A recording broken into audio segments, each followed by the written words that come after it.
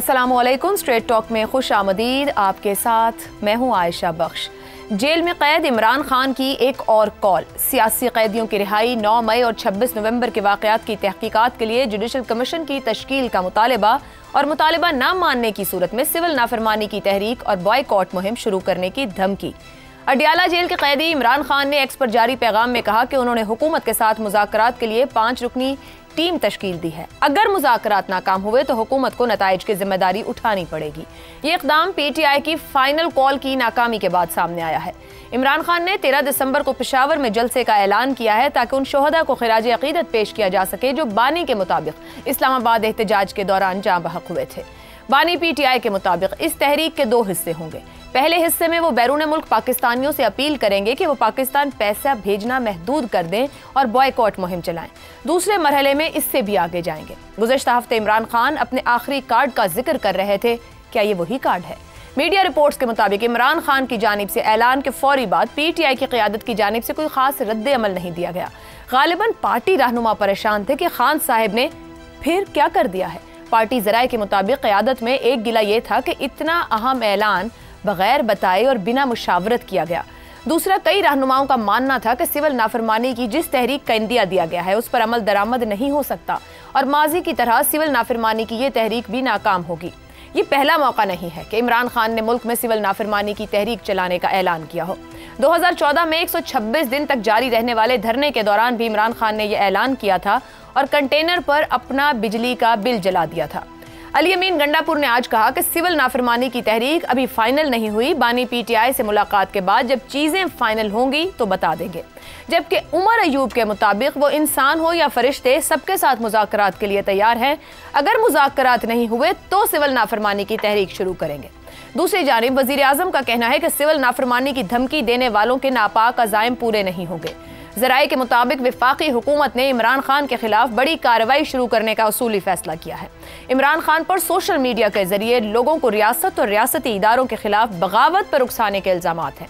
साबिक वज़ीर आज़म के खिलाफ पाकिस्तान पिनल कोड के तहत फौजदारी मुकदमा दर्ज करने का फैसला किया गया है। आला हुकूमती ज़राए के मुताबिक इमरान खान के खिलाफ कार्रवाई शुरू करने की मंजूरी विफाकी काबीना से ली जाएगी और वज़ारत दाखिला को विफाकी काबीना के लिए समरी तैयार करने का टास्क दे दिया गया है।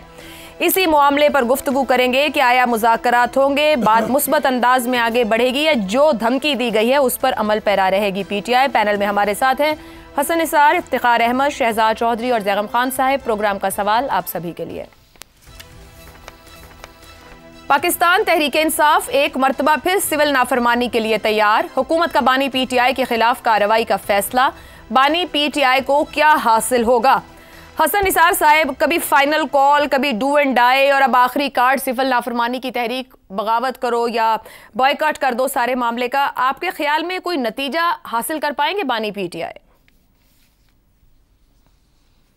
पहले तो आपके लामा इकबाल से शुरू करते हैं ना जी। आपके प्यारे लामा इकबाल का एक मशवरा है, उलटना पलटना पलट कर छपटना, लहू गर्म रखने का है एक बहाना।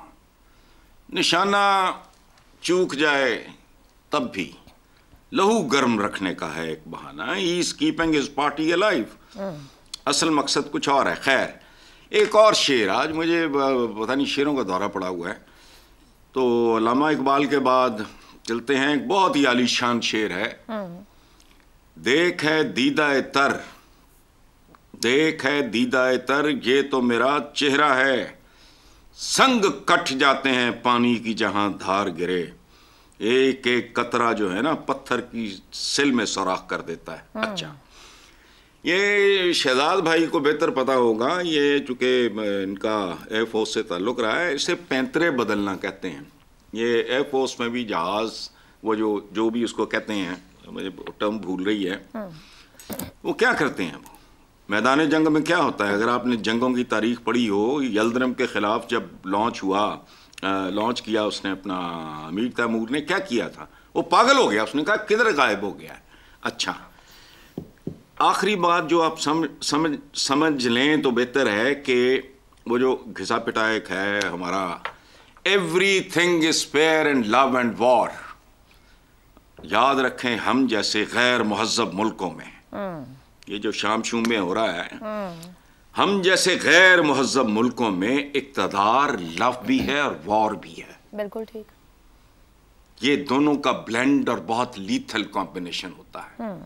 سو یہ آپ اور ہم جیسے معمولی لوگ سادہ احمق عوام سوچتے ہیں کہ وہ کو پی ٹی آئی کو فائدہ حاصل ہوگا. فائدہ نقصان کا فیصلہ تو کہیں بعد میں ہوگا, which is yet to be seen. Please keep your fingers crossed and stop reaching any conclusions.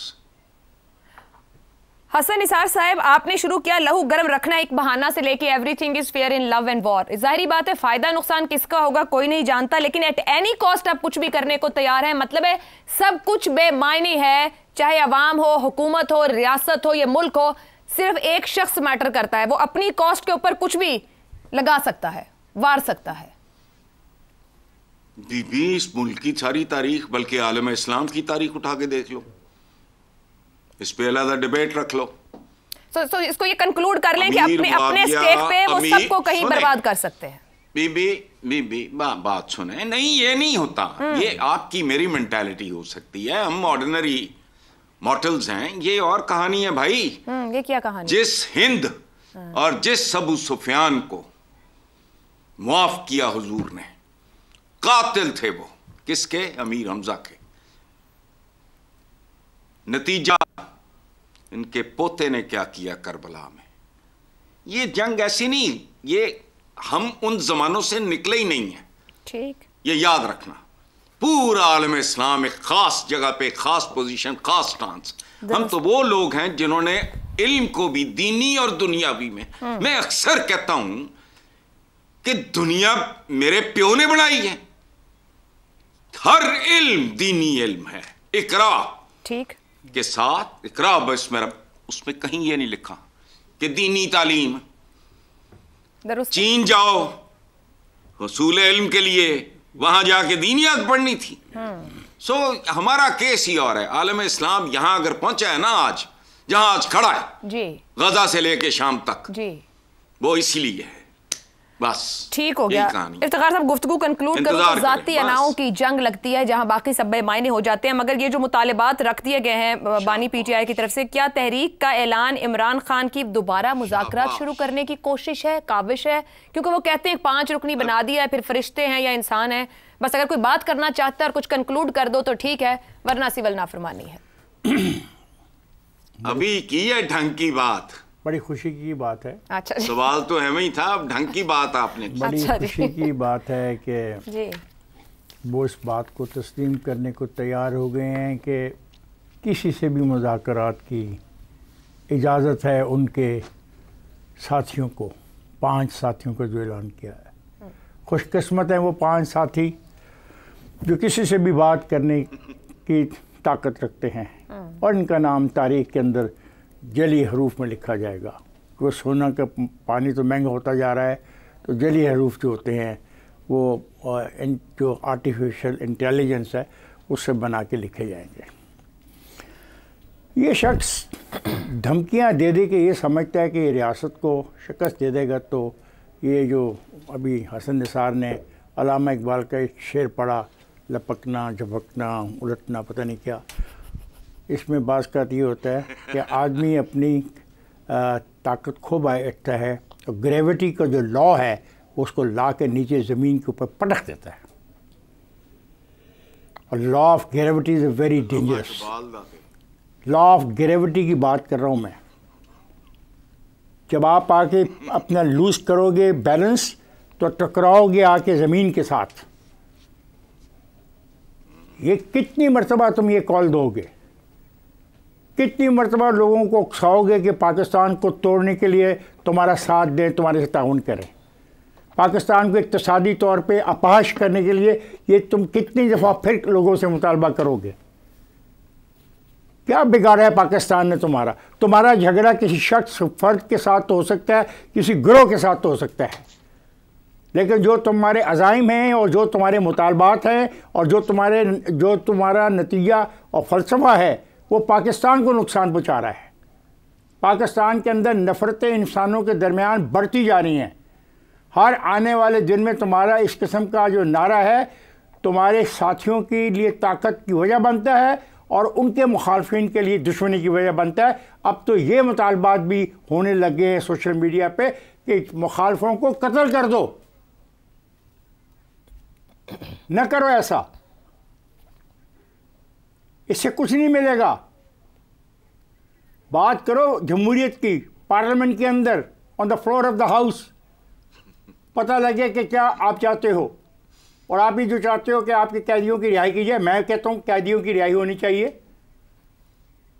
بالکل, اور ہوتی ہے سیاست کے اندر, لیکن اس کا کوئی طریقہ کار ہوتا ہے. یہ نہیں کہ اگر نہیں کرو گے تو میں ملک کو نہیں رہنے دوں گا, ایسا نہیں ہوتا. آج تک پاکستان کے کسی سیاسی لیڈر نے اس قسم کے بیانات نہیں دیے.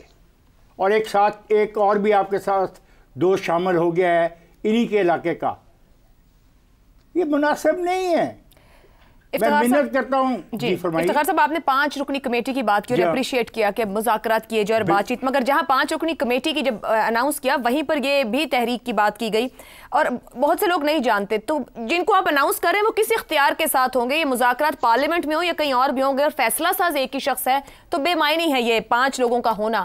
کتنا بڑا ڈینٹ وہ اس طرح کے اعلانات سے خود اپنی لیڈرشپ کو ڈال رہے ہیں. وہ تو ڈال رہے ہیں. اب میں ان کی لیڈرشپ پر تو کوئی تبصرہ نہیں کر سکتا نا. دیکھیں جی, ان کا نام لیا ہے, 14 دسمبر دے دیے, آج کس تاریخ میں ہم بیٹھے ہیں. اتنے چند دنوں کے اندر سوال ہی نہیں پیدا ہوتا کہ ایون بنیادی کوئی نکات کا تعین ہی کر لیا جائے کہ کن پہ بات کرنی ہے. مقصد میں نے آپ کو صاف کہہ دیا. مجھے افسوس ہوتا ہے کہ ایک ایسا لیڈر جو پاکستان کے اندر مرج کیا as one of the big personality in the politics, اس نے اپنے آپ کو اپنی ذات کے اندر اتنا چھپا لیا, محدود کر لیا اپنی ذات کی حد تک کہ اس کے نتیجے میں اس کی پارٹی کے دوست بھی بیچارے پریشان ہیں اور وہ کہتے ہیں ہمیں علم ہی نہیں ہوتا کہ یہ فیصلے کون کرتا ہے. تو کیا حاصل کریں گے پھر؟ اس سے کیا حاصل ہوگا یہ تحریک کے اعلان؟ اس سے کیا بہت حاصل ہوگا. کیا پاکستان پر کے اندر خلفشار بڑھے گا, پاکستان کے اندر کھچاؤ بڑھے گا, پاکستان ایک سول وار کی طرف بڑھ سکتا ہے, پاکستان میں لوگوں کا اعتماد اور ختم ہو سکتا ہے ریاستی ڈھانچے سے, اور غیر ملکی جو سرمایہ کاری کرنا چاہتے ہیں وہ تو کبھی بھی قریب بھی نہیں آئیں گے اس کے.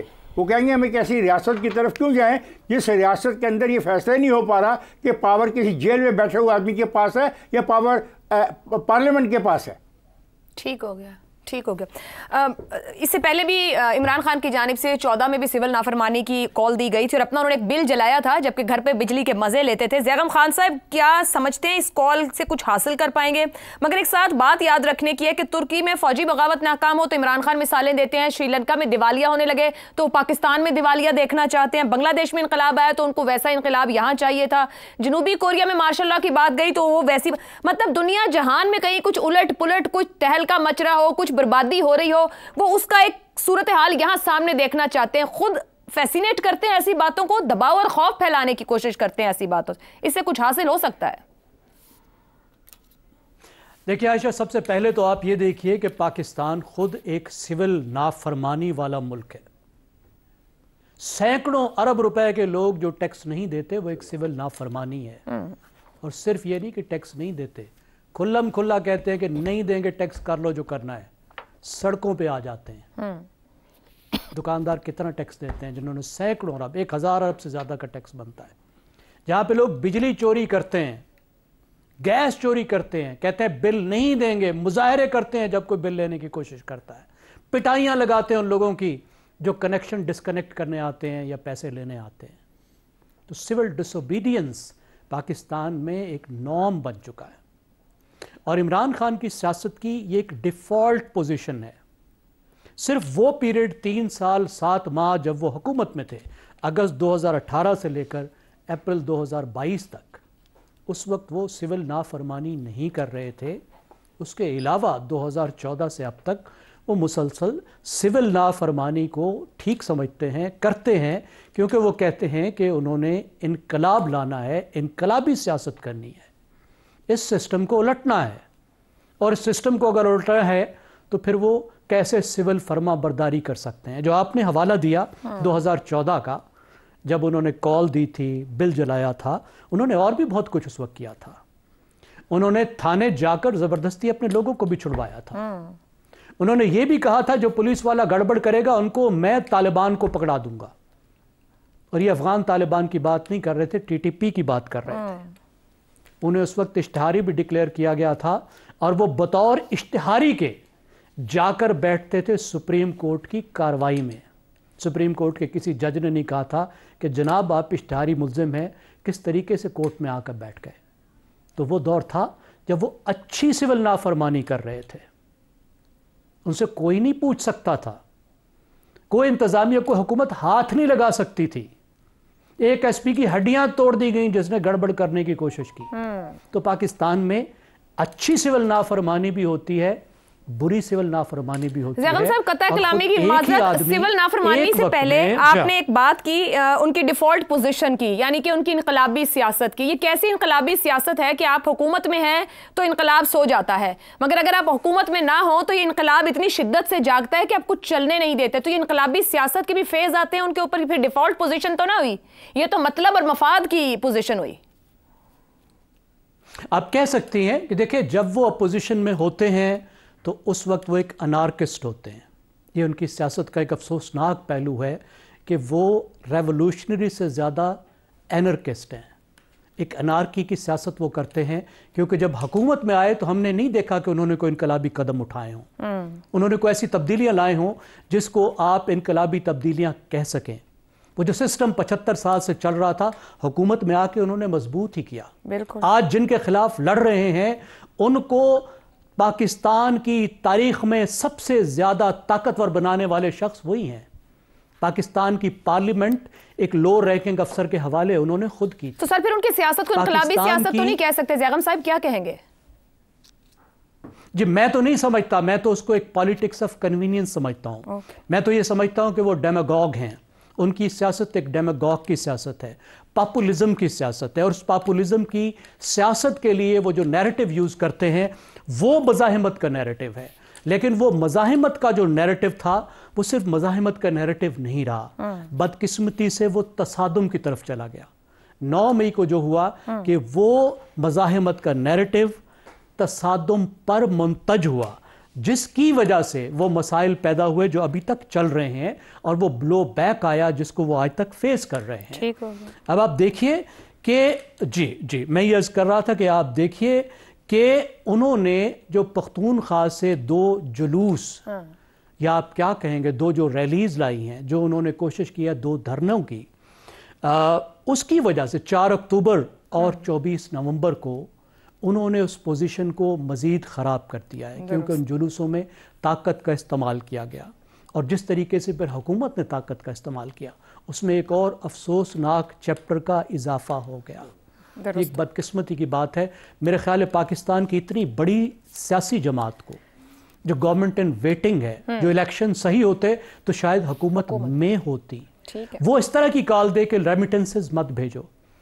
یہ اندازہ کیے بغیر, اگرچہ ہم یہ سمجھتے ہیں اکثر لوگوں کا تجزیہ ہے, میرا بھی, کہ اس پر عمل نہیں کیا جائے گا, ریمیٹنسز کم نہیں ہوں گی, لوگ بھیجنا نہیں چھوڑیں گے, کیونکہ وہ اپنے لوگوں کو بھیجتے ہیں, اپنے گھر والوں کو بھیجتے ہیں. لیکن آپ تصور کیجئے کہ اگر یہ کامیاب ہو جاتے تو اس کا کیا نتیجہ ہے. پاکستان میں جو ریمیٹنسز آتی ہیں وہ ہماری ایکسپورٹ سے زیادہ ہیں.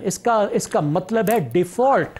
ٹھیک ہو گیا, یہ لوگوں کے سمجھنے کی بات ہے کہ کوئی مفاد کی بات نہیں ہو رہی ہے, عوام کی اپنی پولیٹکس آف کنوینئنس ہو رہی ہے. شہزاد صاحب, آپ کے خیال میں سول نافرمانی اور بائیکاٹ کی تحریک کی کال دینا یا اس کی بات کرنا, عمران خان کیا حاصل کرنا چاہتے ہیں؟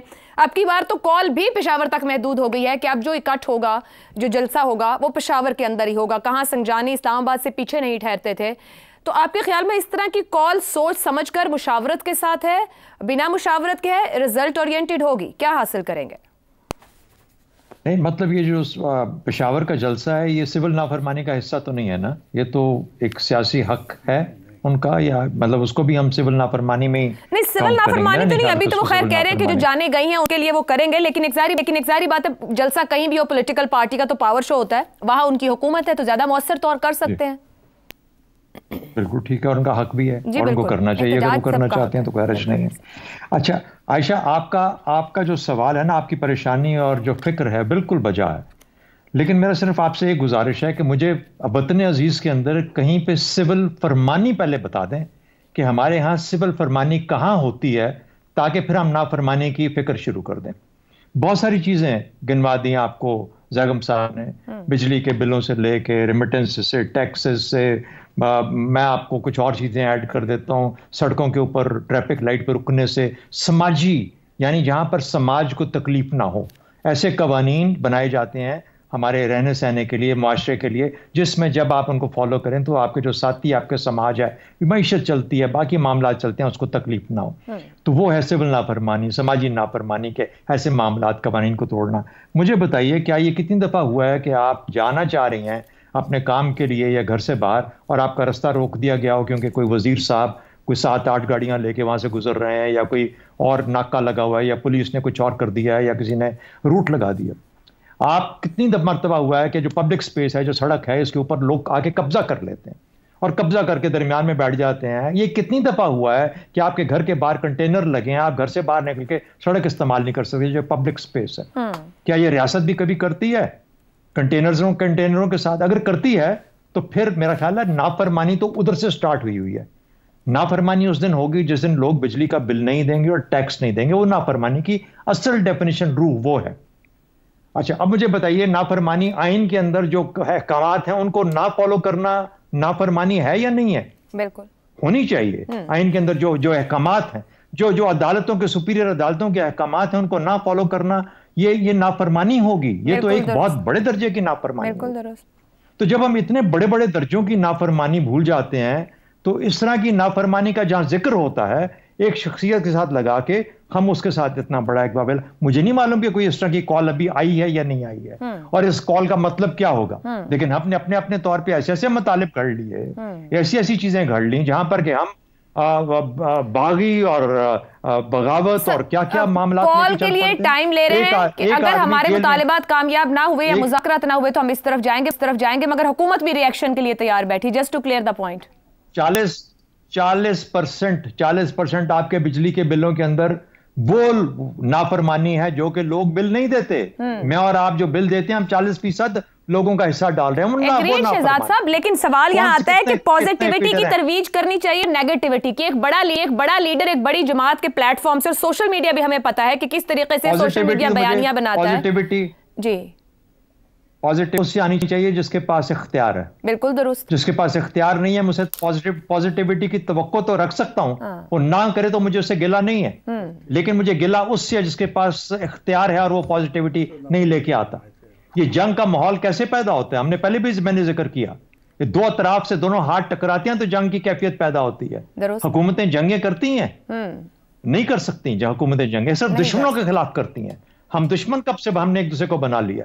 मेरा अपना ख्याल ये बड़ा अहम सवाल है, दुश्मन कैसे बना लिया? तो कहानी काफी पीछे 2022 तक जाएगी कि मामला कहां बर्दाश्त से बाहर होते चलेंगे। और आज इस नहज पर पहुंचे, एक ब्रेक लेते हैं, ब्रेक से वापस आएंगे तो मदारिस बिल पर जो डेडलॉक है उस पर गुफ्तगू रहेगी।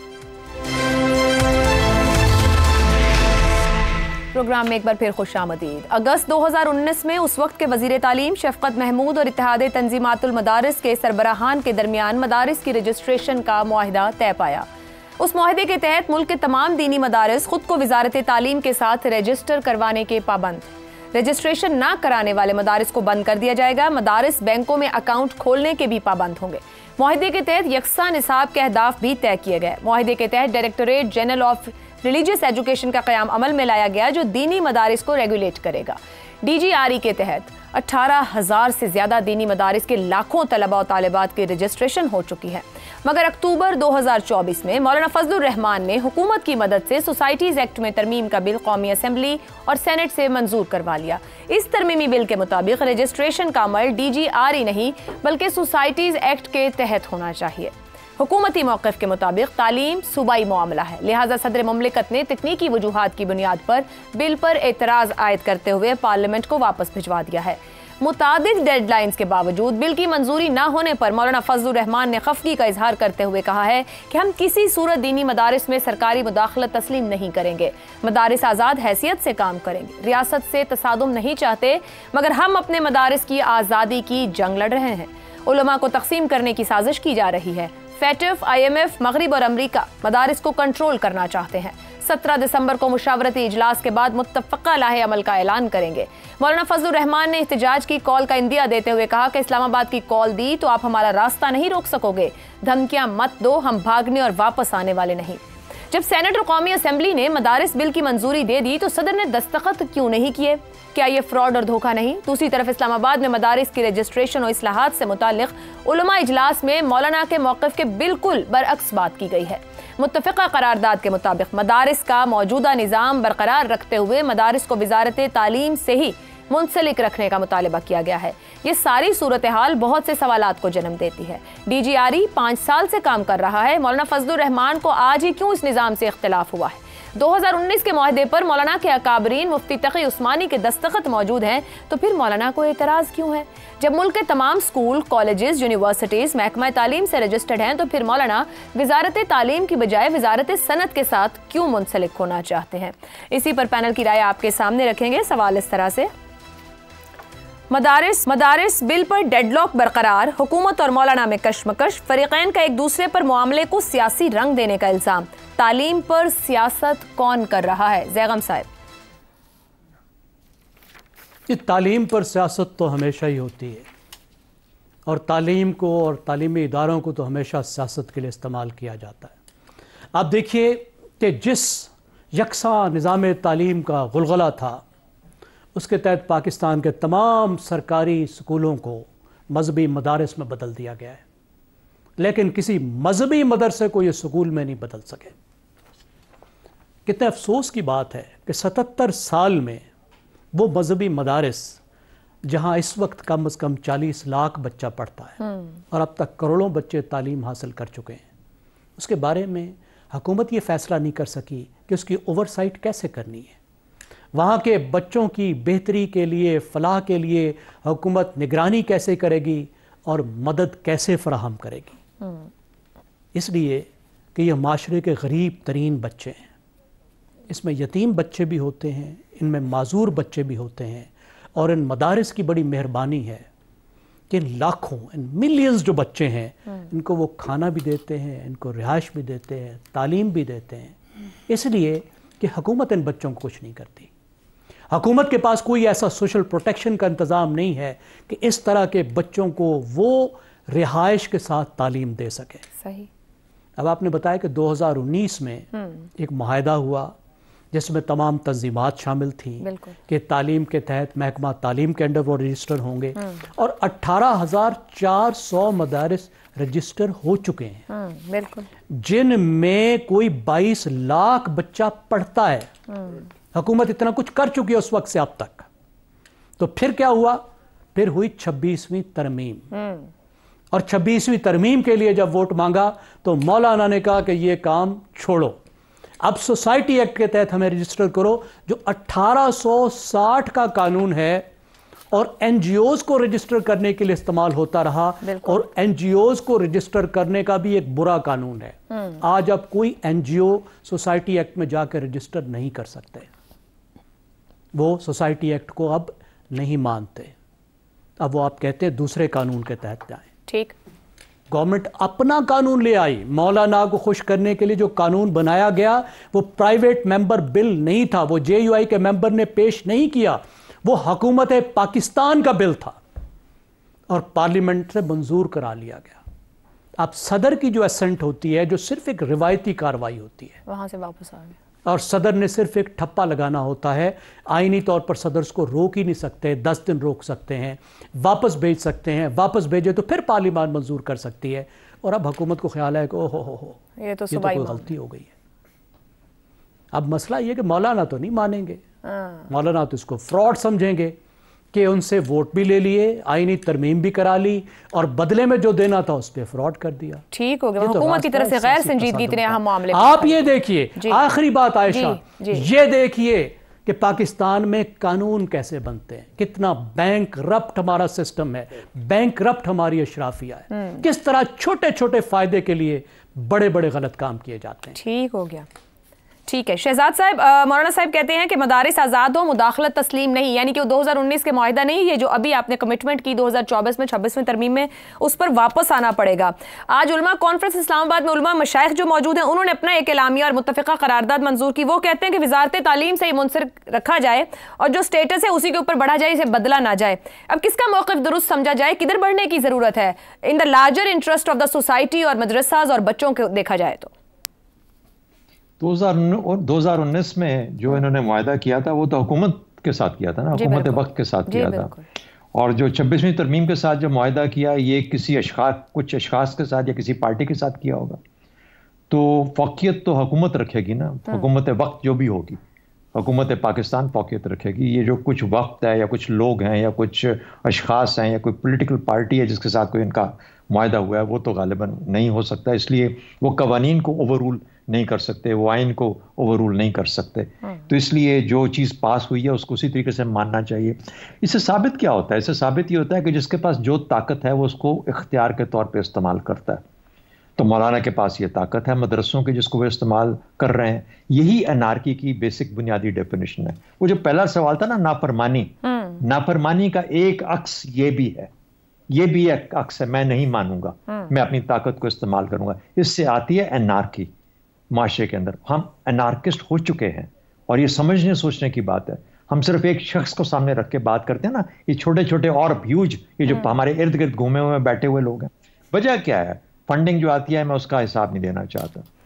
گو کہ فنڈنگ اس کے بعد حکومت وقت یا حکومت پاکستان کی ذمہ داری ہو جائے گی ان کو فنڈ کرنا اگر وہ رجسٹر کر لیں گے، اور فنڈنگ ڈکلیئر ہو جائے گی، لیکن وہ چاہتے ہیں کہ ایسا بالکل نہ ہو۔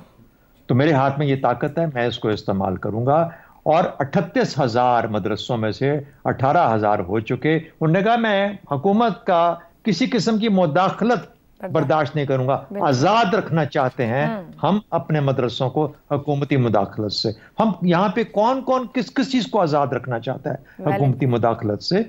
تو پھر کون سی گورننس، کون سا طریقہ؟ تو مولانا صاحب جتنے مرضی اچھے انسان ہوں، بالکل ہیں، ضرور ہیں، لیکن بدقسمتی سے مذہب کو سیاست کے طور پہ استعمال کرنے سے رکتے نہیں ہیں۔ اور فائنل ایک اور بات کر دوں، خطبے اور ممبر کی جو کہانی ہے نا اسلامی تاریخ میں، اس کی بنیاد کیا تھی، اس کو تھوڑا سا ذرا مولانا صاحب کو تو نہیں میں بتا سکتا، لیکن جو میری ناقص عقل میں سمجھ آتی ہے وہ یہ ہے کہ اس کی بنیاد یہ تھی کہ آپ کی جو ریاست ہے، ریاست کے لیے ممبر بنا، ریاست کا خطبہ ہوگا، ریاست خطبہ دیتی ہے، اس لیے دیتی ہے، اور یہ بنیاد ہے اس خطبہ، یہ اس لیے نہیں کہ جو بھی کھڑا ہو گیا وہ اپنا خطبہ دینا شروع کر دے اپنی، تو اگر ریاست کی وہ پوزیشن ہے تو ریاست کی ان کے مدرسوں میں وہ پوزیشن کیوں؟ ٹھیک ہو گیا، بہت ہی ویلڈ سوال شہزاد صاحب نے اٹھایا ہے۔ مولانا مدارس کو کیوں آزاد اور بغیر کسی ریگولیشن نہیں دیکھ رکھنا چاہتے ہیں، اسی پر گفتگو بڑھائیں گے بریک کے بعد۔ پروگرام کے آخری حصے میں ایک بار پھر خوش آمدید۔ حسن نثار صاحب، مدارس بل پر ڈیڈ لاک ہے، حکومت اور مولانا میں کشمکش ہے۔ آج مولانا کے پوائنٹ آف ویو سے مختلف علماء کی طرف سے بات کہہ دی گئی کہ نہیں، یہ رجسٹرڈ رہیں گے وزارت تعلیم کے ساتھ۔ مولانا کیوں آزاد اور ریگولیشن کے بغیر رکھنا چاہتے ہیں مدارس کو؟ مسئلہ یہ ہے ہی نہیں ہے بنیادی طور پہ عائشہ۔ پہلی بات تو یہ ہے کہ میں کمپلیمنٹ پیش کرنا چاہ رہا ہوں، خراج تحسین، $1 ملین بھی نہیں، $1 ٹریلین سینٹنس تھا جو شہزاد صاحب نے جہاں کنکلوڈ کیا ہے۔ دیکھیں بات سنیں، یہ تعلیم شلیم پاکستان مدرسہ اسکول، مجھے ایک بات بتاؤ، قرآنک وزڈم یہ کہتی ہے کہ مومن اپنے عہد کے ساتھ ہم آہنگ ہوتا ہے۔ بالکل۔ پاکستان میں وہ کون سا اسکول ہے یا مدرسہ ہے جس کی تعلیم عہد حاضر کے ساتھ ہم آہنگ ہے؟ خدا کا واسطہ، ہم نے تو علم کو میں اکثر پیٹتا ہوں، دینی اور دنیاوی، دنیا کس نے بنائی ہے بھائی؟ اچھا صرف ایک چیز، میں ویسٹ چیسٹ ماریں گولی، صرف جاپنیز دیکھ لو کہ ہمارے ہاں جو 5ویں جسے ہم کہتے ہیں یا جو بھی ہوتا ہے یہ دیسی ترین اسکول، وہ 5ویں تک اپنے بچوں کو کیا پڑھاتے ہیں؟ What do you teach? Is that called teaching? ایک بات۔ دوسری سادہ سی بات کہ تعلیم پہ سیاست کون کر رہا ہے؟ سیاستدان کر رہے ہیں۔ آپ نہیں کر رہی، میں نہیں کر رہا، ہمارے دوستوں میں سے کوئی نہیں کر رہا، क्यों कर रहे हैं सियासतदान? क्योंकि बुनियादी तौर पे अमूमन ये कम्युनिटी इल्म दुश्मन है, बिल्कुल इल्म दुश्मन कम्युनिटी है। वजह देखो, ये अवाम की जहालत की गोद में परवरिश पाकर जवान होते और ईवान इक़्तिदार तक पहुंचते हैं। मैं रूटीन के जवाब देने का आदी नहीं हूं, इस पे गौर करें जी। सही मानों में तालीम याफ्ता अवाम हो तो खुदा की कसम, वैलिड पॉइंट, भुट्टो से लेकर आज कोई बंदा आउटराइटली रिजेक्ट कर देते, रोटी कपड़ा मकान किधर है, लेकिन नहीं। उसकी वजह है अवाम अगर सही मानों में तालीम याफ्ता हो तो इनमें से 90% का तो आयशा हल्फन कहता हूं नामो निशान मिट जाए, लोग इनको रोंद के गुजर जाएं। एक मखसूस तबके की साजिश के तहत अवाम को जाहिल रखा गया और तालीम के नाम पे भी जहालत ठूसी गई। बिल्कुल दुरुस्त। वरना याद रखना, या खुदा का खौफ करें आप, क्या क्या नहीं बेच देते यहां। अच्छा, क्योंकि जहालत देती है जन्म जज्बातियत को, और जज्बातियत एक ऐसी चीज है जिसको एक्सप्लॉइट करना बहुत आसान होता है। 2-4 चवल घटिया किस्म के जुमले घुसेड़ दो, वो पागल हो जाते हैं। आओ शेर आया, शेर आया, आवे आवे, जब तक सूरज चांद रहेगा फलाने यहाँ तेरा नाम रहेगा। ओ भाई, मैंने जो बुनियादी बात किया, खुदा की पनाह मैं कई सालों से कॉलम लिख के पागल, मुझे तो लगता है फजूल, अब मेरे गले पड़ गया ये प्रोफेशन, शर्मा थी ये रिपीट करते हुए। मैं रिपीट नहीं करता, मैं इसे कहते हैं रीइंफोर्समेंट। एक जुमला जो आखिर पे 2 जुमले बोले हैं शहजाद चौधरी साहब ने, उसमें आपकी टोटल औकात है। बिल्कुल ठीक। पाकिस्तान में ना कोई मदरसा है ना कोई स्कूल है, कोई मुझे बताओ आपने बड़ा दिमाग, कैरेक्टर जमला है, एक्टर जमला है, वो क्या है हम लोग? ठीक हो गया, शायर अदीब का डल है, दुनिया कहीं और है। सो यहाँ इल्म शिल्म मदरसा वगैरह कोई, दुनिया तो कहीं और है मगर हम यहीं पर हैं। हसन साहब, इफ्तिखार साहब, जो हसन साहब कह रहे हैं, बस क्या मौज करनी, जब आप इरादतन और मनसूबाबंदी के जरिए जहां आवाम का शऊर और तालीम का लेवल ये रखा जाए इफ्तिखार साहब, तो आगे बढ़ने का रास्ता तो इन्हीं चीज़ों से निकलना है। मौलाना साहब ये कह रहे हैं कि 26वीं तरमीम पर वोट लेकर हमारे साथ धोखा किया गया, तो क्या मौलाना साहब इस्तेमाल हो गए हैं और क्या हुकूमत ने जानते बूझते इतने अहम मामले पर वो कानून साजी की जो करने की ज़रूरत नहीं थी उस वक्त? सब सवाल ये पैदा होता है कि जो हसन कह रहा है वो बड़ी इंपॉर्टेंट चीज़ है। हसन कहता है कि हमें तालीम याफ्ता होना चाहिए, और तालीम याफ्ता से मुराद है कि अहद हाज़िर की जो तालीम है वो हमारे बच्चों को आनी चाहिए, और ये बहुत बड़ी बुनियादी बात है। जबकि 80 लाख बच्चों के बारे में हमें ये इल्म भी नहीं कि क्या उनको अहद हाज़िर की जो तालीम है वो दी भी जा रही है या नहीं दी जा रही, उनको जो पढ़ाया जा रहा है क्या उससे पाकिस्तान के अंदर को फ़ायदा होगा या नहीं होगा, क्या उनकी अपनी ज़िंदगियों में कोई तब्दीली आएगी मेजर, क्या ऐसे रोज़गार हासिल कर सकेंगे जो बाइज़्ज़त रोज़गार हों, क्या वो ऐसे शोबाजात में जा सकेंगे जो ज़्यादा तनख्वाह देते हों, ज़्यादा पैसे देते हों। ये भी सवाल अपनी जगह बड़ी अहमियत का हामिल है, जो कि मैं जानता नहीं, तो मुझे इसकी ये तो आपने बहुत बड़े बड़े सवाल उठा दिए, पता नहीं जो कानून साजी कर रहे हैं वो ये सब सोच भी रहे हैं कि नहीं सोच रहे जो कुछ आपने पूछ लिया। डिटेल का पता नहीं, लेकिन इसमें एक बात मैं मौलाना साहब से जानना चाहूँगा। आज मौलाना साहब काफ़ी नाराज़ थे और उन्होंने कहा कि हम तैयार हैं हर किस्म की धमकियों का मुकाबला करने के लिए। सवाल है कि 1860 का सोसाइटी एक्ट है वो उनको पसंद है, और जो क्यों पसंद है ये हाँ मैं यही, और शफकत महमूद ने के ज़माने में जो फैसला हुआ 2019 उसी के तहत तो मौलाना साहब आपके मदारस भी तो काम कर रहे थे ना आज तक। यानी ये जो अक्टूबर की आप बात कर रहे हैं, 26 जो जिस अक्टूबर को भी आपने आपको 26वीं तरमीम आपसे आपको वादे में ले आए, तो उस दिन तक आप किस कानून के तहत काम कर रहे थे, और क्यों नहीं आपने उस दिन तक उस कानून के ख़िलाफ़ आवाज़ उठाई असेंबली में, सेनेट में, सियासी किसी जलसे में? अब आपको कैसे याद आ गया? और अगर वो अमल आपका दुरुस्त न था जो पहले कानून को तस्लीम किया, उसकी वजह बयान करें, और इसकी वजह बयान करें कि महज आप रेगुलेशन से अवॉइड करना चाहते हैं, आप भी चाहते हैं कि आपसे ये मत पूछा जाए पैसा कहाँ से आ रहा है, फंड कहाँ से आ रहा है, और फंड कहाँ आ रहा है तो उसको खर्च कैसे किया जा रहा है। इफ्तिखार साहब याद रखिए, इत्तेहाद तंजीमातुल मदारिस की एक बड़ी तफसीली प्रेस कॉन्फ्रेंस हुई, वहाँ वो सब मुतमईन है वो 2019 की हुकूमत के मुआहिदे के साथ कि वो दुरुस्त सिमत में आगे बढ़ रहे हैं, रजिस्टर्ड है, वजारत तालीम के साथ होना चाहिए, पर मौलाना साहब क्यों नहीं? मेरा मौलाना साहब से सवाल यही है कि जब इतने अरसे तक मौलाना साहब उसी सिस्टम के ताबे काम करते रहे तो क्या तब्दीली आई इन दिनों में? कौन सी रेगुलेशन पसंद नहीं है? ये बता दें कि क्या क्या मैंने फ़र्क बताना पड़ेगा मौलाना साहब को कि इसमें हम इस तारीख तक इसके तहत काम करते रहे और अब हम ये चाहते हैं, तो क्या चाहते हैं हमें भी तो एक्सप्लेन करें ना। वो कह रहे हैं कि इंडिपेंडेंस चाहिए, रेगुलेट मत करो, बाहर के इदारों के कहने पे हमें रेगुलेट। तो पहले आप फिर क्यों रेगुलेशन में रहे, क्यों तस्लीम किया, क्यों आपने उसको माना, क्यों नहीं उसका ये आवाज़ हक बुलंद की, क्यों नहीं यही बात कही जो आज आपने इंतहाई जज्बाती अंदाज में कही? तो ये फिर क्या हुआ? क्या फिर क्या हुआ? ये सियासत हो रही है, सियासी स्टंट है। इफ्तिखार साहब देन व्हाट इज दिस? मैं लफ्ज़ नहीं कुछ इस्तेमाल करता, मैं जानना चाहता हूँ कि उसको क्यों उस सारे प्रोसेस का हिस्सा बनने रहने के बाद यकदम ये क्या तब्दीली है। और इसके एक आदमी 14 दिसंबर की डेट दे रहा है, आप 18 दिसंबर की डेट दे रहे हैं, अभी दिसंबर का महीना इसी चक्कर में निकल जाएगा, 17 की दे रहे हैं। लेकिन हुकूमत को कितना संजीदगी से इस कॉल को लेना चाहिए? कुछ तो उन्होंने आज कहा है कि वो सोचेंगे मीटिंग, मुफ्ती तकी उस्मानी साहब ने शायद उन्हें कहा है कि डायलॉग करने के लिए। देखिए डायलॉग मुझे तो यही तो समझ नहीं आती कि जो जिसका की मुआहदा हो रहा था तो तकी उस्मानी साहब को पता नहीं था कि वो तो थे ना, वो ऑन बोर्ड थे, अभी उनकी तरफ से कोई एतराज नहीं है। मौलाना साहब से बात करने के लिए वो कह रहे हैं। मौलाना साहब नाराज क्यों है? अपनी नाराजगी की वजह बता दें।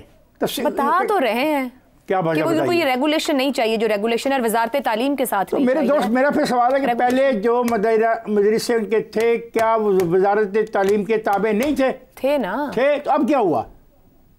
5 साल बाद शायद रीथॉट नहीं, वो ठीक नहीं था, इस तरीके से होना चाहिए। बहरहाल सवाल यह है आपसे, आखिरी एक सवाल, कि हुकूमत को कितनी संजीदगी से कॉल को लेने की जरूरत है? हुकूमत को हर कॉल को, हाँ वो किसी की तरफ से संजीदगी से लेना चाहिए। आप हुकूमत में जो लोग हो, एक ख़ास अरसे के लिए आए हो, ये आप मुल्क के वारिस तो हो सकते हो उस हवाले से जब तक तुम मेंबर हो, वरना ये मुल्क के तुम वारिस नहीं हो। वो फैसले मत करो जिसको बाद में लोग भुगते। यहाँ पे हमने कई ऐसे फैसले देखे हैं, हुए हैं, और हम भुगत रहे हैं। तो बराए मेहरबानी संजीदगी से लें, दोबारा से कंटेनर लगाएं, सिक्योरिटी लगाएं, सब कुछ शुरू करें। नो, बैठ के डायलॉग करें। ये आवाम को बताओ यार फ़र्क दोनों में क्या है और कौन क्या चाह रहा है, ताकि आवाम को भी तो कुछ समझ आए। दोनों कह रहे हैं हम आवाम के लिए सब कर रहे हैं, अब क्या करें? सब सोचें बैठ के। लेकिन जाते जाते ये बता दें कि धरनों और इतमती अखराजात के सरकारी अदाद-ओ-शुमार के मुताबिक 18 माह में धरनों और हमलों से निमटने पे 2 अरब 70 करोड़ रुपए, 6 माह के धरनों और एहतजाज पर 1 अरब 20 करोड़ रुपए और 80 करोड़ रुपए किराए पे लिए गए, 3000 कंटेनर्स मालिकान को दिए गए और बहुत से करोड़ बहुत सी मद में दिए गए हैं। ये सोच लें कि हमें धरने एहतजाज कितने करोड़ों और अरबों में पड़ते हैं। प्रोग्राम से इतना ही, इजाज़त दीजिए, अल्लाह हाफ़िज़।